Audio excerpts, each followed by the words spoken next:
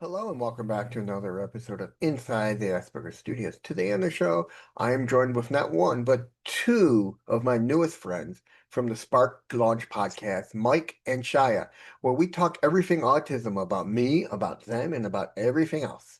So sit back, relax, and grab your favorite beverage and stay tuned for a truly insightful show. See you there.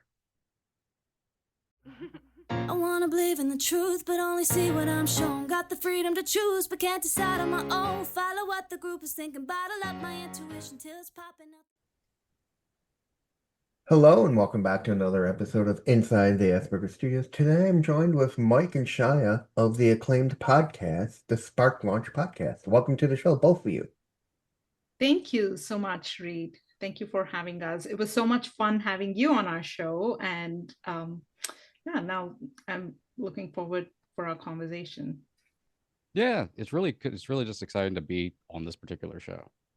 Thank you both. I mean, it was such a blast to be on your show. I mean, it was such a very meaningful conversation. I mean, when a podcast is nothing more than straight conversation with questions and it's thoughtful and it's thought out, and especially if it's with like-minded people, it feels so right.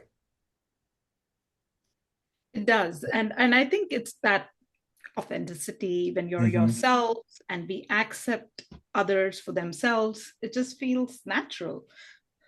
So yeah, it does. So I mean, as always, I like to start off my show with, why don't you two tell me about yourselves? I'll let Mike go first. I knew you were going to say that. Uh, well, I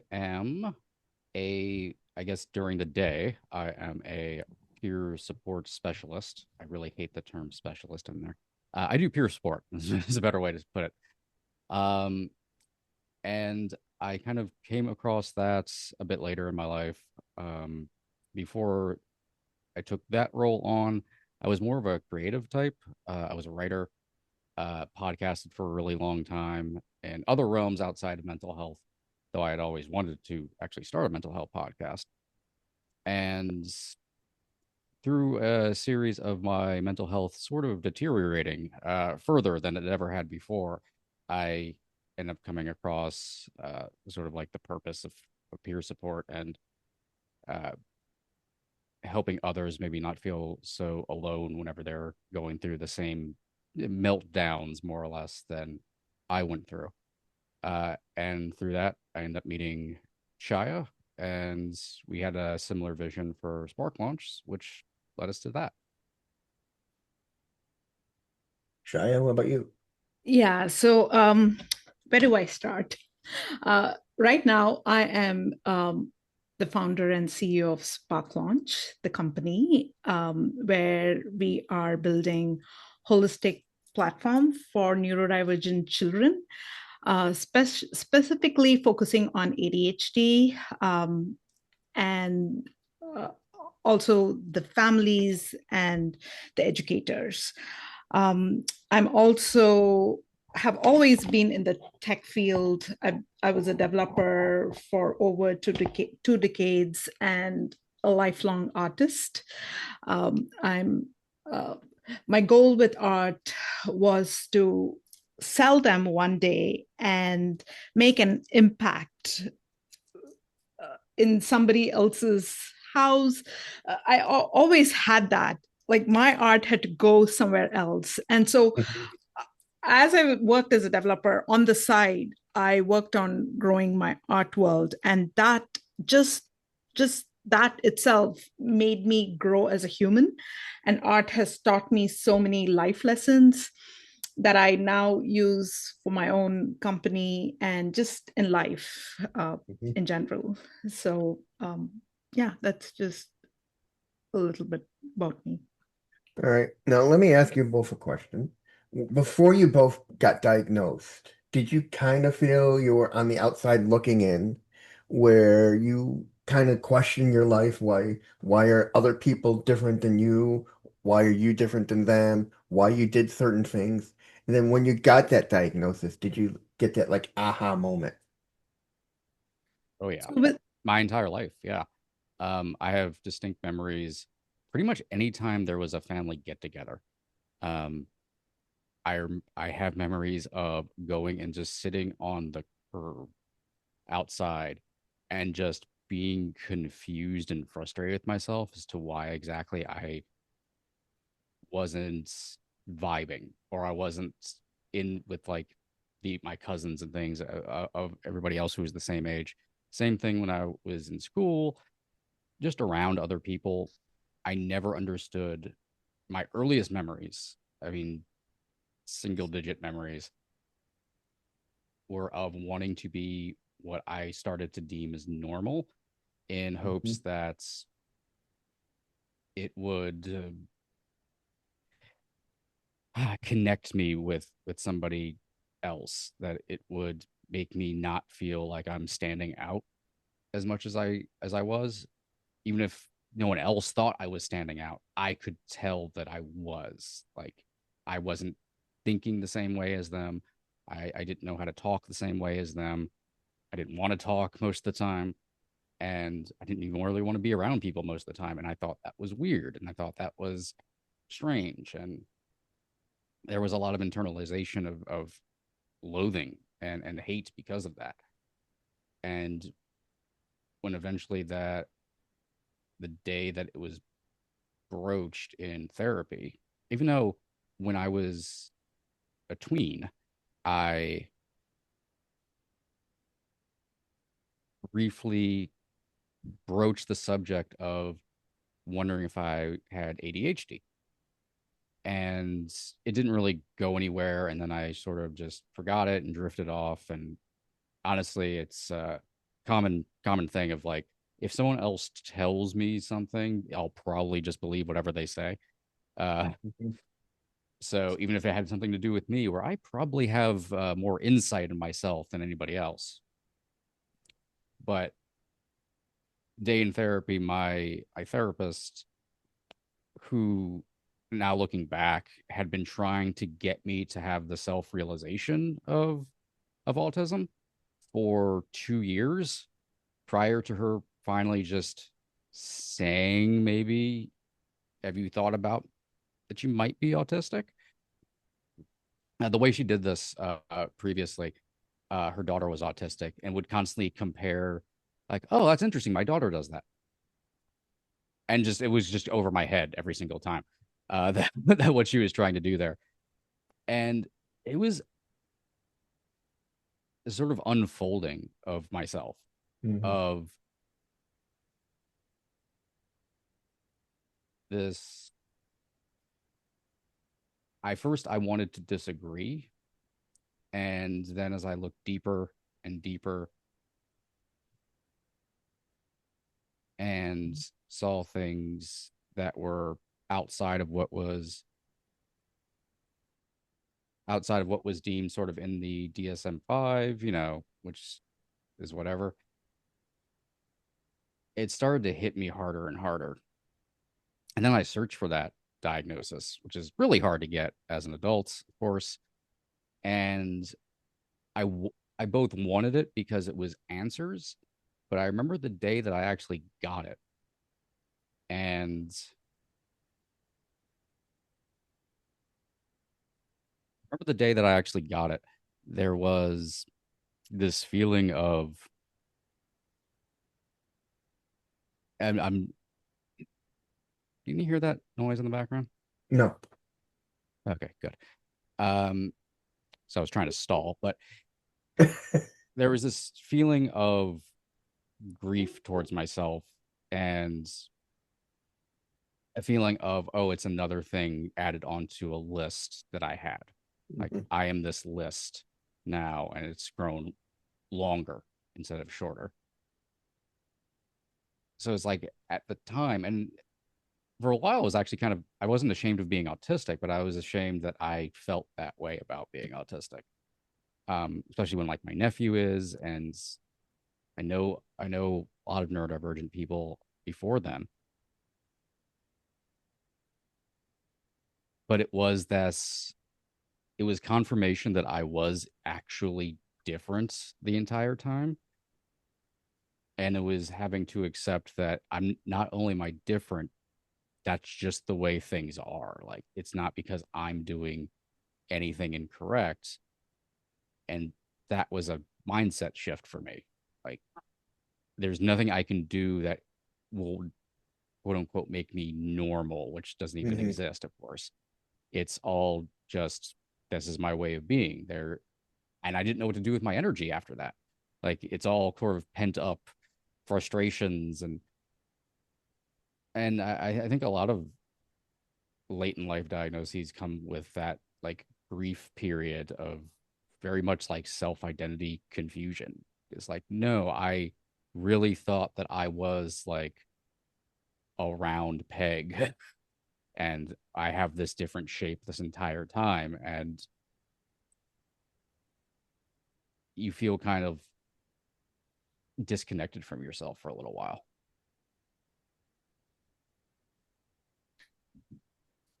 So I realized I have ADHD when my son got diagnosed with ADHD. So it was a self-realization because I've gone through so much pain early in my childhood with school, mainly school and college, because I wanted to succeed, but it felt like I was going against the force.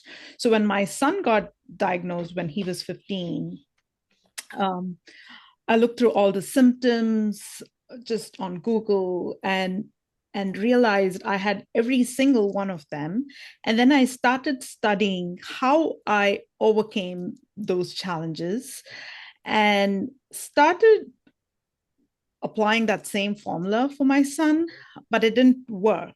Like I tried making him do what I did to get out of it. So that exact same thing didn't work. So then I went into spirituality, studying what the soul is. I read the Bhagavad Gita, which talks about the soul, the purpose, all of that. And then I realized, oh my God, what a disaster I was as a parent because I still hadn't overcome my anxiety as a mom, as a parent. And I was imposing my own fear onto him, and him being neurodivergent and I being neurodivergent, it was just like the worst combination. And so I realized the one thing that I can work on is myself. So I dug deeper into holistic practices, started working with crystals, started working with meditation to work on myself because I wanted to stop imposing my fears on him. And that eventually worked. And oh boy, it took me to a whole different planet because that realm, which is not in the third dimension, which I'm constantly connected today because of my meditation practices, gave all this information that we don't know here on Earth. So, and then it put me on my purpose because I realized what I did for my son and for our family, helping us understand each other as a family. My husband, who's neurotypical, understand a neurodivergent child, and all of us understand each other and restore love into the family. And if I could do it for our family, there was a way that I had to do it for the others because it broke my heart what I saw out there, how people felt. And being in tech for this long, writing code, I just came up with this whole grand plan of doing it. I didn't know how I was going to deliver it, but I had to do it. And then I gave a speech on inner peace. I came up with this formula, and I was like, I have to use that formula on myself. And so I started doing it. And every day, even today, I work on myself so that I move forward in the right direction and continue with my purpose. But to your question of did I feel like an outsider all my life? In school, I was a loner. I although when I talk to my friends, some of them say they didn't see me that way, but I know I didn't connect. I think you're looking for that soul connection Yeah. in middle, right? And Hmm. so yeah, so definitely. And in high school, I had two friends, I think that's two or three, who really got me. And so you're always looking for that authentic connections, who people who accept you for who you are. Yeah. Yeah, so yeah, so it all made sense. And then I realized over a period of time, what I the world had accepted me and loved me was for my neurodivergent side of it, not when I was trying not to be neurodivergent, right? Like trying to fit in. So then I said to myself, I'm going to be more and more neurodivergent, like fully 100%, just like go crazy, say Hmm. whatever I feel like. And so I started doing it and started embracing my path every single day. And that's what landed me here. I mean, it's so true in so many ways that we're better off not masking and showing the world who we truly are. I mean, because people see us from one side, but they don't see us for another. And they're always like, why aren't you this or why aren't you that? But the matter is, we're acting one way is because we're trying to hide who we are. If the world would flip that whole script and let us be us, as we talked about on your show, I mean, I think the world would be a better place if we were allowed to be ourselves and not judged and not looked at differently. I remember in high school, I knew nothing about autism, and I was pretending to be something I wasn't. Until later, I learned out that was masking. And at that point on, I'm like, I don't want to be something I'm not. I mean, Shia, you said something interesting is you recognized you had ADHD traits when you got your son diagnosed. I've talked with many guests that said when they sit down with their child, all of a sudden they're sitting there with the therapist and it's like check, check, check, check. And they go to the therapist and they're like, do you think? And the doctor's like, yes, get yourself tested. Yeah, and when I listen now that I've spoken to so many autistic folks, I feel I have autism, so I'll let that be a mystery, or maybe I can get a diagnosis because I never socially fit in. I didn't know what that was. And I remember trying when I was older, and it looks stupid when you're trying to be somebody who you're not, right? And Yeah. I felt so awkward, and eventually gravitated towards people who accepted me the way I was. And those are the beautiful, authentic. Even if you have like a handful of them, it's enough. Yeah, we have to be ourselves. And even though, here's my thing, even though people don't give you that permission to be yourself, you have to claim it. Hmm. You have to claim it and move into spaces where they let you be who you are. And that is our journey. That is our journey towards embracing our true self. No, Mike, you brought up a very good point in about things. I mean, one of the things people, at least I was afraid of about my own diagnosis and accepting it was I was afraid of being labeled. Because at the time, you guys know, when you get labeled with something, it sticks with you for your life. And I didn't want to be sit there being labeled with something that says I have a disability. How did you deal with that fight of do I want to be labeled? Do I not want to be labeled? How did you handle it with grace? I was also coming from a place where, at that point in my life, I had worn the label of depressive, Hmm. suicidal depressive for my entire life, and self, I put it on myself, um, as a way to be out and out about it. I thought I owed that to other people who felt the same way. Would make for kind of weirdly hilarious first impressions on some people where I would just be brutally honest about things out of nowhere, and they would get confused about it. But so I think that was a helpful way in of like I wore this as kind of a badge of honor for a long time. So how can I apply the same thing Hmm. to this? And it's hard when I first started kind of trying it on for size and being straightforward with people, because eventually it's like, okay, I have to actually be straightforward with some people that I have some difficulties, and it's because of this. And it was hard to verbalize at first. And occasionally the reply back would be nothing negative, but you could tell there was a change in demeanor Hmm. that bothered me. Um, it in a very a lot of people, their first reaction when they learn someone's autistic is to begin to infantize them. Uh, Talk to them just a little bit differently, a little bit like they're childlike in some way, or it's and I hated that because for a lot of my life I wanted to be treated like when I was a kid, I didn't feel like a kid, and I wanted to be treated like an adult because I didn't get along with other kids.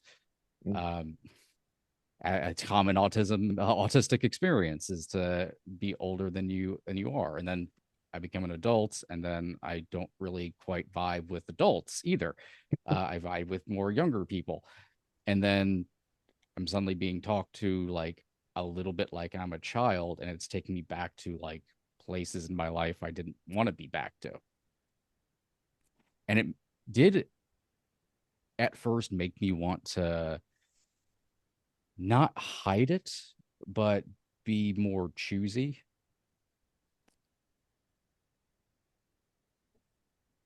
But at the end of the day, when I really thought about it,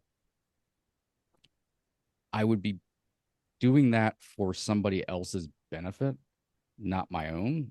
I can't, like at all things, I can't control how somebody else reacts. Hmm. Uh, I can't control what level of disappointment they want to put on themselves. I think sometimes a lesson with life is people are going to disappoint you, and how much do you want their own disappointment to control you? And I didn't want it to control me. Like, okay, your reaction tells me something about you that doesn't have any reflection on me. And at that point, the most difficult thing was I wasn't diagnosed till I was like 30. And I felt like I didn't deserve to call myself autistic for a while. Like I didn't get to show up to the party and go, "Hey, I'm here too." So I felt like I was a little trapped between two worlds. So even trying to like wear the label proudly, which I wanted to do, felt fake. It felt like, Hmm.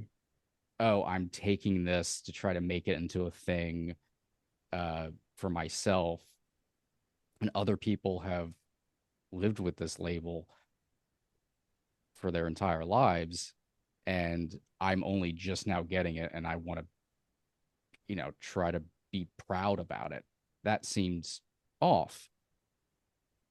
And there wasn't like any particular experience that kind of shed that from me. I think a lot of it was I just kept coming across other late diagnosed people, and a lot of like support groups and stuff. It tends to be who populates those, honestly, the most. And we all kind of had the similar experience. Like we're all confused about who the hell we are, and we Hmm. all don't quite know if it's okay to call ourselves these things. Hmm. Like, is it okay that we're calling ourselves autistic? And it's like, Yes, it is, because we just didn't know there was a label, but it was there Mhm. the entire time. And labels can be very limiting, but only if you really want them to be limiting. Like, you can break them and turn them into something else. And I just didn't want that to be something that broke me. And I didn't want, and much like with depression, I wanted to show that it doesn't have to break anybody, that it can be something that's really owned and out there. And Shia, how did you handle the label once you realized you had ADHD? How did you accept the fact that you had ADHD and you were going to use that label to tell people, hey, this is who I am?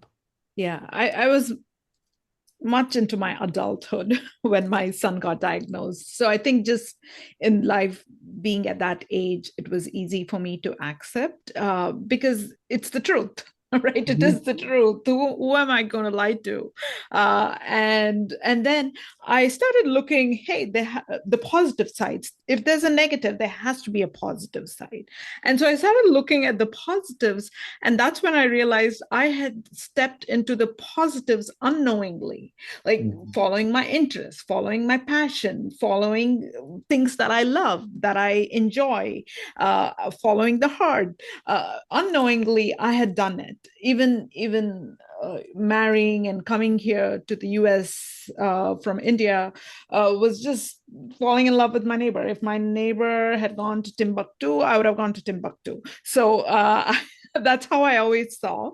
So I just kept following my heart and doing things that I enjoy. So I just loved writing code, and that's what I did. I loved how to paint, and so for me, accepting that label was easy because I wanted to tell everybody, hey, there is the other side to it. You just have to do what you love, and and then and then how to make money out of doing what you love is a whole different story. That's a whole different thing. And that's when I it was easy because there is always that flip side to it, right? Mhm. um so it's not it is very painful, and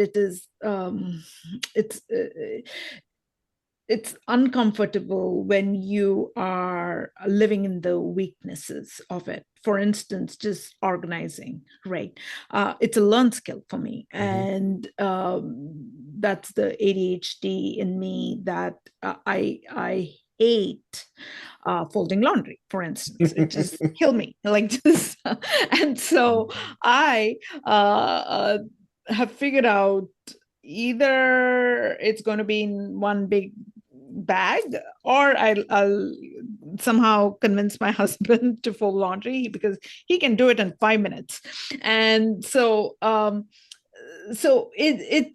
will not do things that I don't enjoy at all. That's my golden rule for doing what you love. Is I absolutely will not. Somebody pays me $1 million, I will not do what I don't love to do. And so yeah, so you have to find that thing Mhm. though that works. Now, being in the tech from the tech industry, Shia, and Mike, I want to ask you this as well. Do you think that video games are a help or a hindrance to those of us on the spectrum? So this is such a funny thing because that's what we are building. We're building an edutainment platform at Spark Launch. But I remember uh, so many arguments that I used to have with my son, from stopping him from playing games, and not knowing at that time. I had no idea that actually video games helped, and until his pediatrician told me one day, let him play, and then let him do his homework, because he and then it kind of worked when I gave back the power to my son and said, you figure out how you're going to do it. Okay, you're going to play, I'm not going to micromanage, I'm not going to be the helicopter parent. And so he figured it out. So I myself had a stigma towards that. I thought it destroyed him. I thought it was useless. But now, knowing all the strengths of ADHD and autism, it's definitely supports the brain and helps with regulation. All right. Yeah, Mike, what's your cognitive balance. So that's what it does. I mean, way before just when I thought I was connecting to games on more of a just dealing with depression and anxiety sort of level. Like I said, like doing it, then homework, and then other work. It's something that can be cognitively interfaced with in a way that is hitting so many different senses and can speak to the neurodivergent brain in a more in-depth way. I think it's interesting that if you go back in history and really like where video games kind of came from, clearly created pretty much by neurodivergence. And I think so much of it has to do with the fact that that's how our brains kind of work. And this is an actual amazing way to use the language of our brains in a new way. And we can get different takeaways from it. Not just like I'm not very particularly dexterous ways. Games though, I am actually suddenly very dexterous. Like I it's the only time I have good reflexes and I can initiate memory in a more optimal way. Can't do that whenever I'm doing anything else, to be honest with you. Like I can barely hold a pencil half the time without like breaking it. But we have all these ways, and it allows us to get deeper, I think, into ourselves, especially when you get things that are more storytelling based or allow socialization in some way, even if it's not verbal socialization. How many multiplayer games are there where you aren't talking to anybody else, but there's other people there and you're miming things back and forth to try to to get points across. Time people play like Minecraft without a headset on and they're just like pointing at things. That's nonverbal communication right there, like beautifully like represented. And you see that like go further into where VR is now. That I think is a huge boom to neurodivergent people and the ability to socialize in a safe, comfortable way, and also experience sensory stimuli in a very safe, controlled way, which I think is really important that games give us. All right. Now, can you both share a moment from your podcast that made a difference to the neurodivergent community?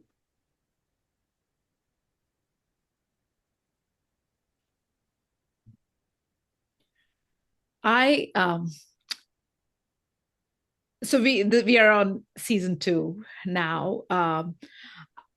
I've yet to be honest, we haven't heard back from anybody in particular telling us, oh, that was life-changing.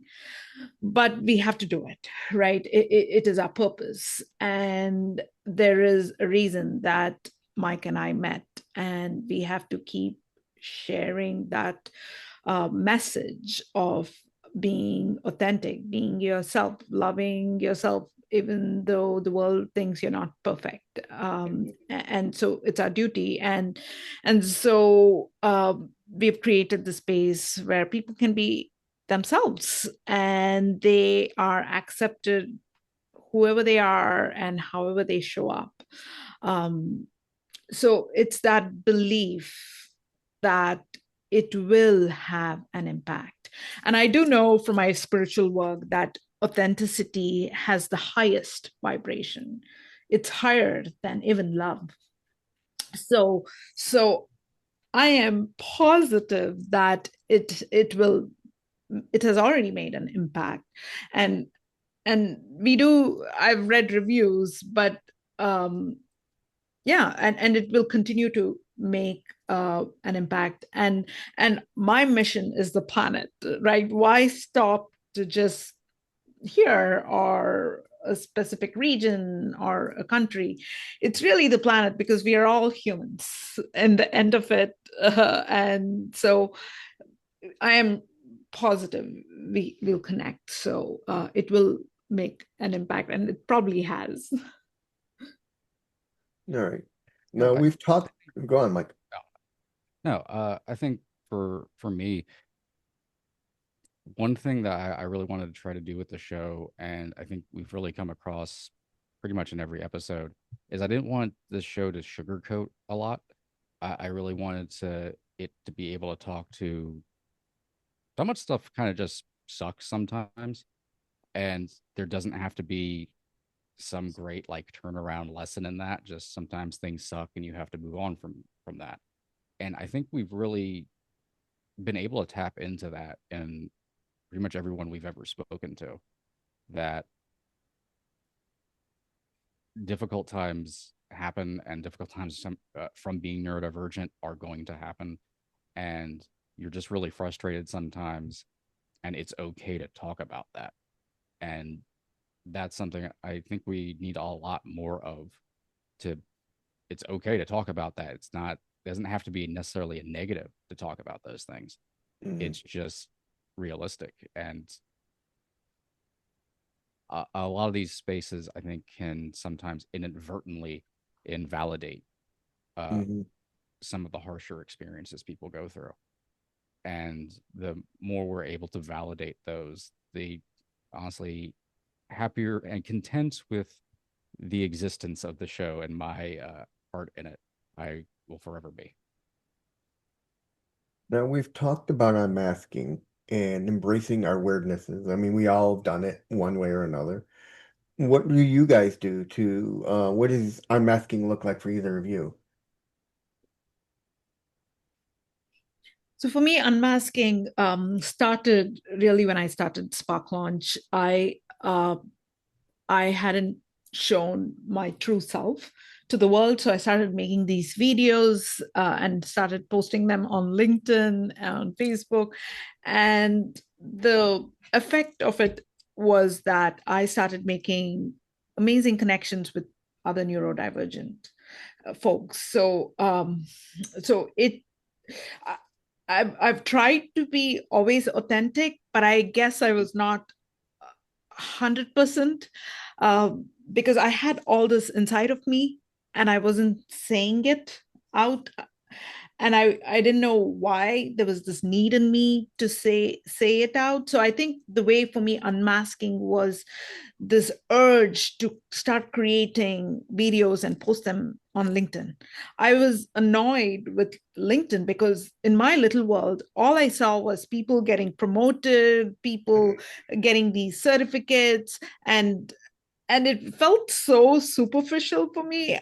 And I was like, what about the people, the individual contributors like me, like others who had so much wisdom in them, but maybe they didn't want to step into leadership. Maybe they were just happy being who they are. And why are these certain section of people just being applauded and given rewards, whereas there's so much wisdom in people who are not speaking? So I felt it was so imbalanced.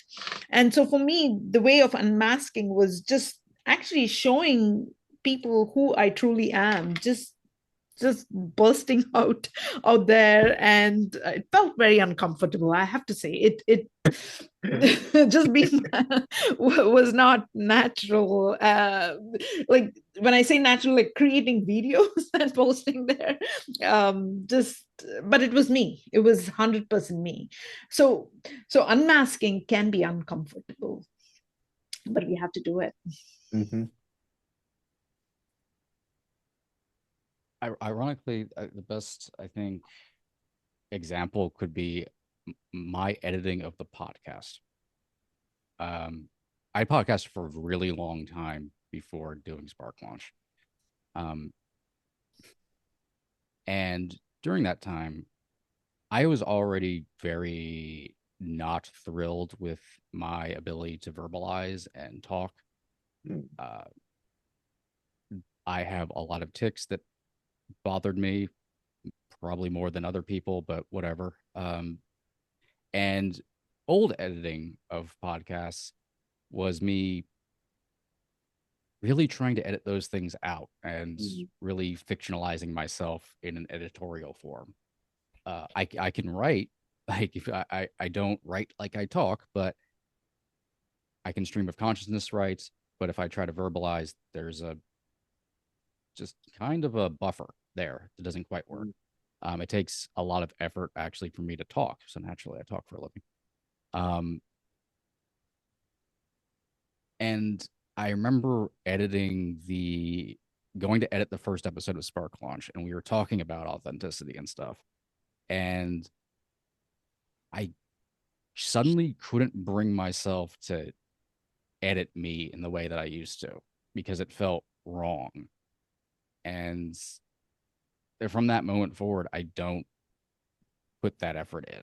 Like, I just put myself up how I talk. However that's perceived is and received is how it is. But that's just how I talk. And I've gotten better since then, since doing that, of really being okay and owning the difficulties with verbalization that I have and the particular way I speak. And I'm not saying I own it or anything like that. It Mhm. is what it is, but I don't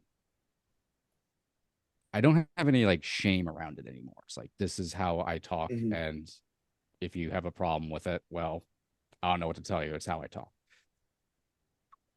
All right. Now, I want to ask you both about a question that's been up and coming everywhere, and you see a lot of talk about it, and that's AI. And I want to ask you guys both, do you feel that artificial intelligence is going to help those of us who are autistic and who have ADHD with everything in life? Do you think it's going to be a great tool, or do you think it's going to be something that's going to weigh us down because it's doing too much for us? I think, like any tool, it's all about how you use it. Hmm. And if you're using it to cheat, then yeah, you're not going to grow. But if you're going to use it with the mindset of learning and then growing from there, then it's going to pay off. So you want to be on top of AI and use it as your assistant, um, so that you can do your job better, right? Not replace, not give AI the power. You still have the power. So I feel it's all about how you use it, and it and humanity, the human soul has to be on on top, right, of AI. I mean, you have to have the ultimate power. So it's how you rise above it is up to you. Yeah. What are your feelings on it, Mike? Like Chai said, it's a tool like any other. It's no different than a hammer. It's a digital hammer. Um, I have a lot of negative thoughts about AI, mostly in regards to, I mean, there's some greater good stuff, of course, but mostly in the realm of creativity. And, if I see one more AI written book on the Kindle store, I'm going to pull my hair out. I hate it so much. Or just a wash in like bad AI art. Like that bothers me. Um, but as a tool, particularly for neurodivergent people, I think is actually very important.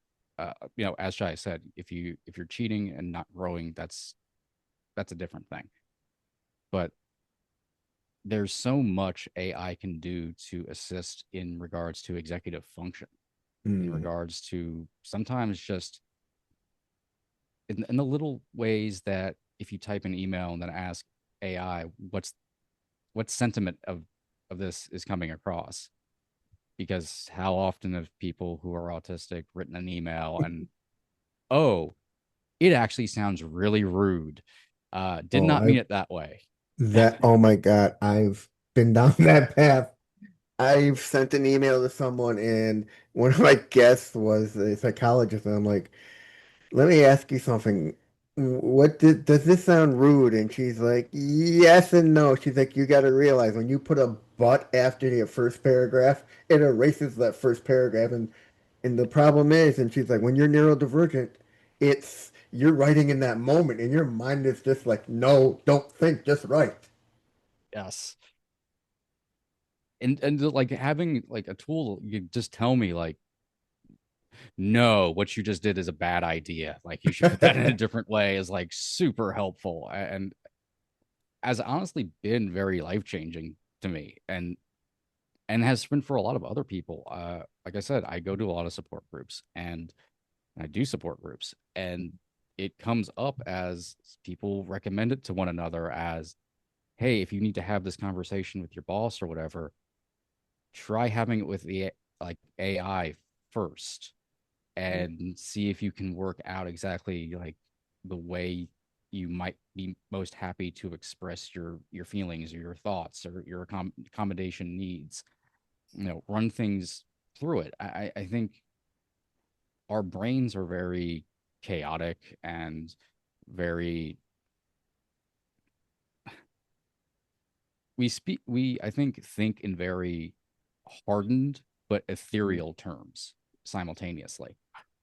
So having something that more or less functions as a second brain that isn't kind of, at least we don't feel as biased one way or another, is very helpful for us for just Mhm. helping with communication or helping us figure out how to approach a task or how to best get information. Like you can have AI read you something out loud if you have problems with reading or adjusting it for if you have I have dyscalculia and well sometimes I have to it helps me to discuss numbers with AI.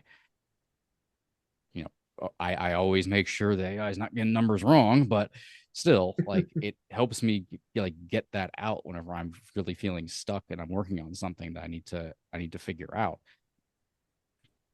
Now, you And brought up a yeah. good point about that we all do support in one way or another, ADHD or autism. What are some of the key myths or misunderstandings still working hard that you guys are still working hard to debunk? Right now, a big one for me is a misconception about ADHD equals hyperactivity. Um, because I've not that I say I haven't run into people who are ADHD and do have hyperactivity, but it's very rare. And obviously it's in the name, but you can name things wrong all the time. It happens. Mhm. Um, most of like for me, it's actually the exact opposite. Except for usually when the sun goes down, then I become hyperactive. And that's actually true of most ADHDers that I've met is no, we actually deal with fatigue, like excessive daytime sleepiness, all of these problems that arise because our brains are firing on all cylinders at all times and it sucks the energy out of us. It's not that we're a jackrabbit running around doing a million different things and people think that they can then utilize us in some way to do that. Like no, like doing more than one thing will tire us out, will beat us up. And I think to that end, that myth about ADHD, misconception about it at least, can actually be damaging for people.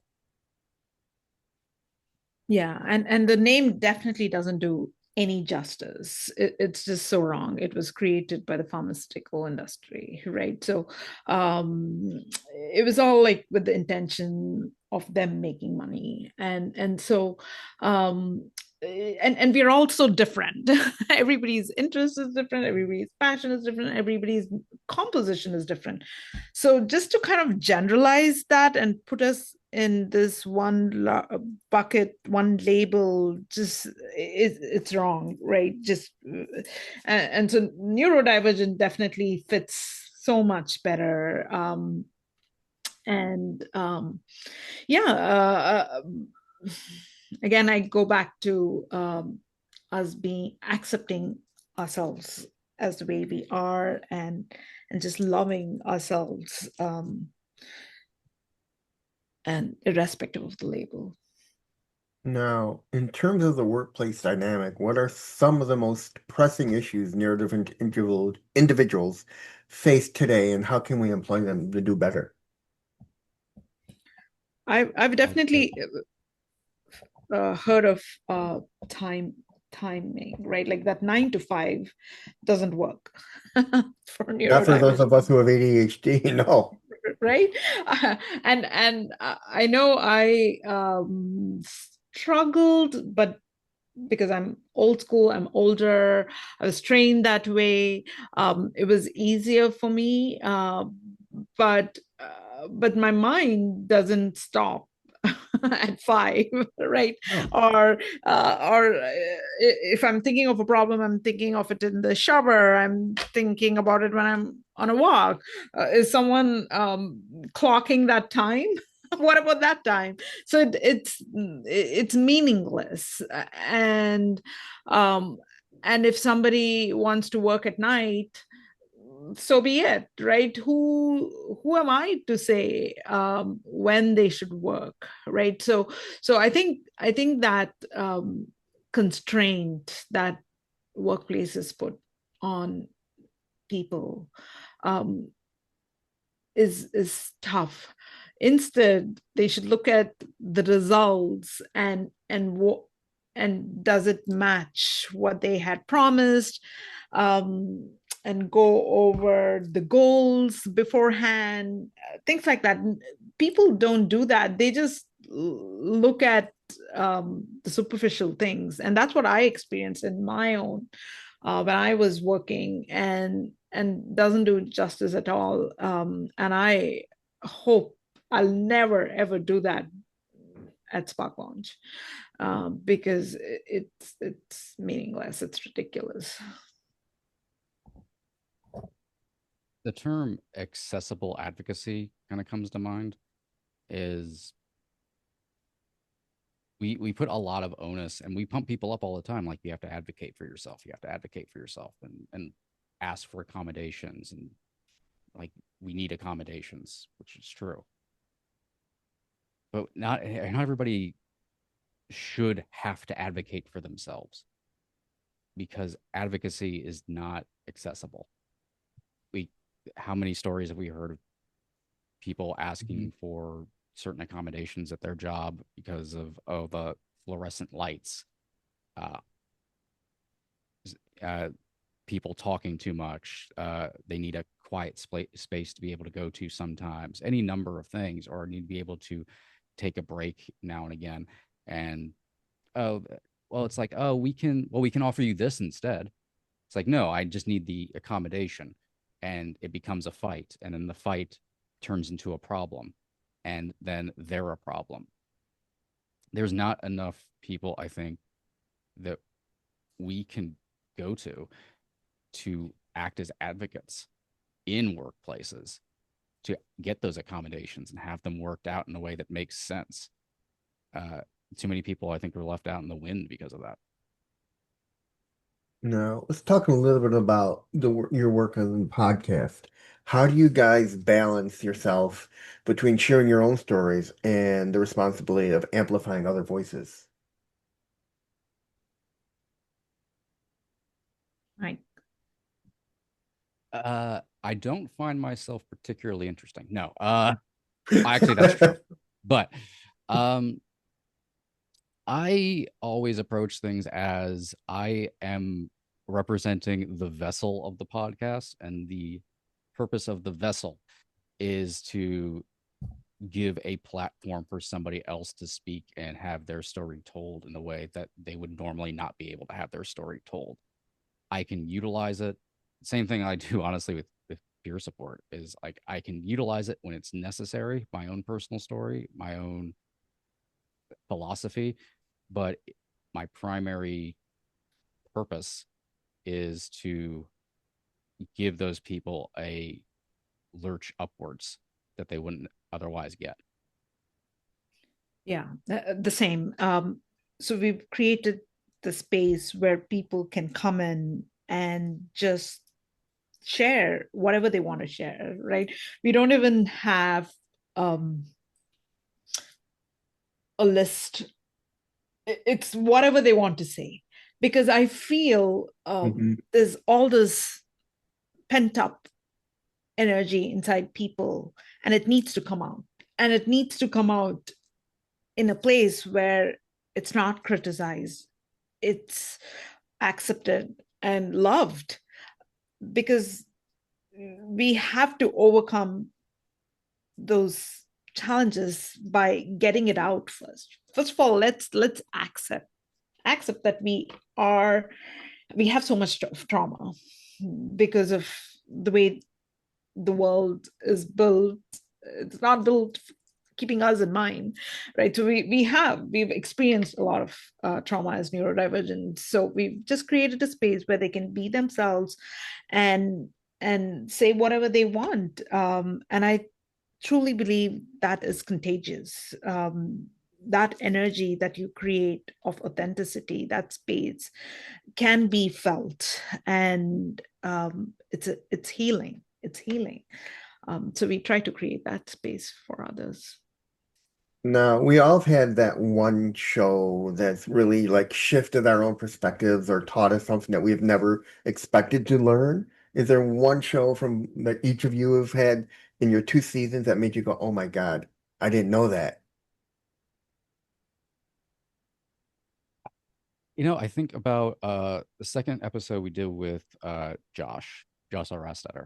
Um, he talked about his parenting style and that way he's sort of gamified parenting.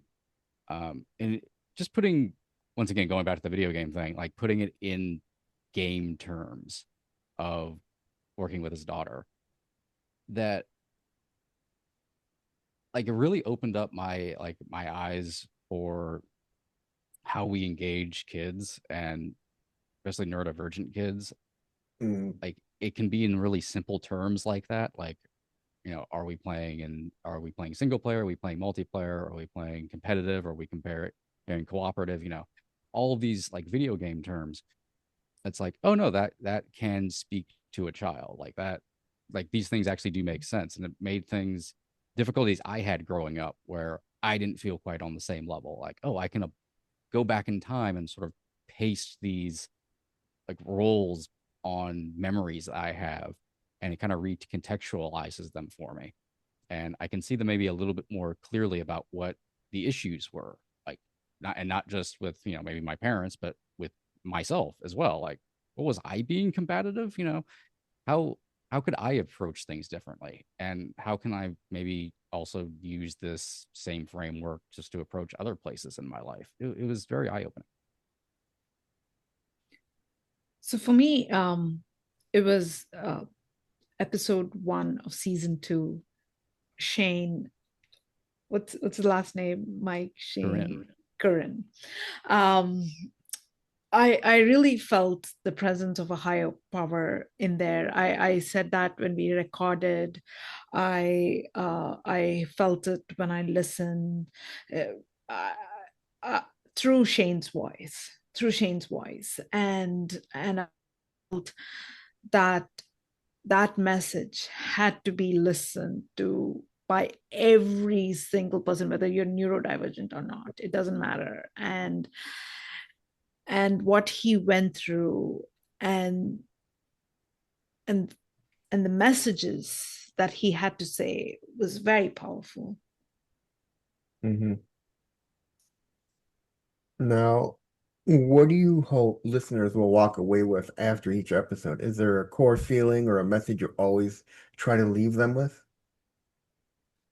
I just feel it would have healed them in some way. They would have they would have unpacked a lot of things and as a result reduced their burden,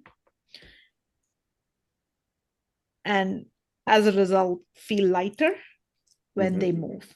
That's my true intention for the guess. That there's other people out there that have their back, even if they've never met you.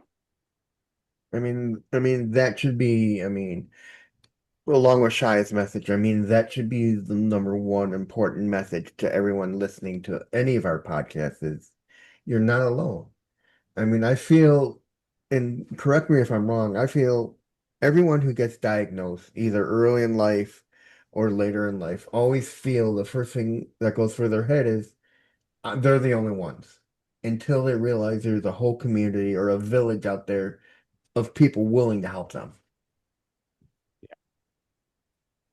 Oh yeah.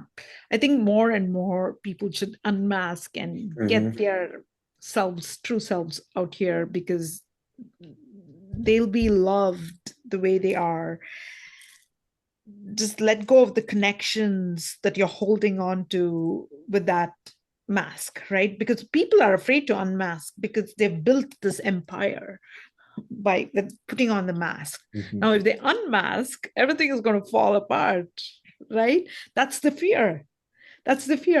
But you, believe me, you will not. You'll find new friends. You'll find new workplaces. You'll find new things when you unmask, and let go of the fear and just embrace whoever you are. There's no better peace than that. Now, for someone who's newly diagnosed or just beginning to explore their neurodivergence, where should they start and how can your podcast help guide their journey?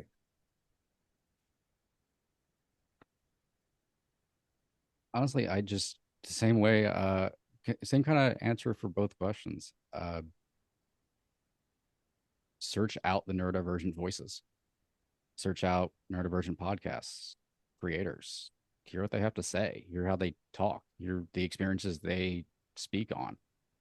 Because what you'll basic research you'll do that tons of psychology websites will come up that of mostly outdated information. And you may go like, I don't belong because I don't like trains. You'll probably run into that at some point. Hear what the voices have to say. Look at all the different shapes, sizes, genders that make up the neurodivergent community. Like, let that be your guide more than anything else. Yes, if you have your child who's diagnosed and you're not neurodivergent, I would say just listen to the podcast, because they're unmonitored, right? You hear the true voices. You hear the true voices, because the textbooks are all so outdated, as Mike said, and so stop just blindly believing in somebody who has a bigger degree, right? And so when you listen to a podcast, your heart will tell you whether it resonates. And so listen to that connection within your heart, whether that makes sense to them, and use your own judgment, and not just blindly trust others. That's my message for them. And finally, how can people get involved, support your work, or share their own stories through Spark Launch? You want me to go into promotion voice mode? Okay, I thought so. So you can always find us at sparklaunchpodcast.com. We're on pretty much all available platforms. You can also email us at sparklaunchpodcast@gmail.com or info@sparklaunch.org. If you would like to come on the show, if you would like to share your story, even if you're not comfortable coming on, maybe you just want us to read your story, you can do that. Or if you just have something you'd like us to talk about specifically, just come check us out. Of course, if you can also go to sparklaunch.org to learn more about what the company has soon to come. It was available there on Instagram at _sparklaunch. I'm also there at follows his ghost, where you can also find some other links in my bio there as well for support group for autism that I do at Pay What You Can peer support, and individual coaching that I also do through Warmer. And anything else that I'm missing out on, Chaya? Yeah, you said it all. And that's it, ladies and gentlemen. I'm Reed Miles. That was Mike and Chaya. And remember, you're not alone out there, and I'll see you in the next one. Thanks, Mike. Thanks, Chaya. Thank You. you.